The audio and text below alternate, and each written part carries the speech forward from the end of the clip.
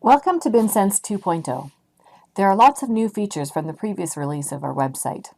Today we're going to take an overview tour of the basics and the new features you can use. When you log in, the first thing you will see is your yard map. This would have been set up by your dealer. If you have more than one site, you can switch between them at the top of the page. The bin icons have many more indicators than the risk of grain spoilage. Now you can see which bins have fan controllers, grain levels, and information about the communicating devices. The legend spells out what each indicator means. Now we will look at the details of a specific bin. The graphs take a snapshot of what's happening in the bin over a period of time. The default looks at the past 7 days. You can look at the graph by weeks and months. If there is a specific window of time you want to look up, you can do that too by entering the relevant dates. The default view for graphs is maximum temperature and moisture values because these pose the most risk for spoilage. You can also view average readings or other values that you may choose from the menu. The bin details are where you change the thresholds for your bin. There's a separate video specifically on that topic. Manage your fans from this section of the page. You can set the timer and there's a button to turn fans on. The bin events section is where you can view the history of your bin.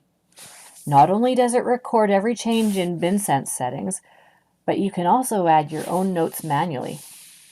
You might note which field the grain inside came from, or any other details. The bin diagram shows the side view, but using the different options, you can view the top or you can look at data in a table. From this section you can mute and unmute, enable and disable sensors to determine what alerts you get. There's a separate video about this. The inventory page is a new addition from our previous website. The inventory page tracks your grain by grain type and by site. It relies on the bushel counts that you may manually enter upon filling a bin. Otherwise, BinSense can do a rough bushel count based on the size of your bin and the sensors. The inventory page looks at storage bin by bin, and if you have followed the correct process on BinSense of emptying and filling a bin, this page will report the length of time the grain has been stored. Now we will look at the dashboard. This is also a new addition from the previous website. The dashboard is where you can apply bulk settings. Perhaps you will want the same settings for multiple bins of the same grain type or by farm site. This section is where you can make those changes many at a time without having to go into each bin individually. Also on the dashboard, you can set the volumes for multiple grain bins. It is also where you can set what types of alerts you will receive. The user manual section is where you can access technical information about your BinSense products. We have manuals for BinSense Live and Direct. We also have guides for the parts and accessories that integrate with the BinSense system. The site report gives you an overview of each of your yards that have bins. It indicates the serial number for the BinSense unit on each of your bins. It also provides warnings for low battery voltage and if your batteries and cables haven't called in for a while. On the Preferences page, the account information displays your address. On the right side, there is an opportunity to provide a phone number and email.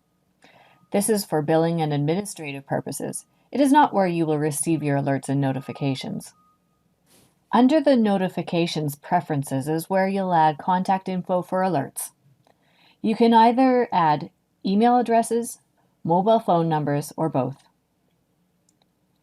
At the bottom of the screen is the place where you can change your language settings if you prefer to speak French. You can also switch your units of measure and reset your password. Finally, the Logout option. You can log out of BinSense 2.0 just by closing your browser window. But if another BinSense customer wants to access their account from the computer you are using, clicking Logout will send you back to the login screen. That wraps up our tour of BinSense 2.0.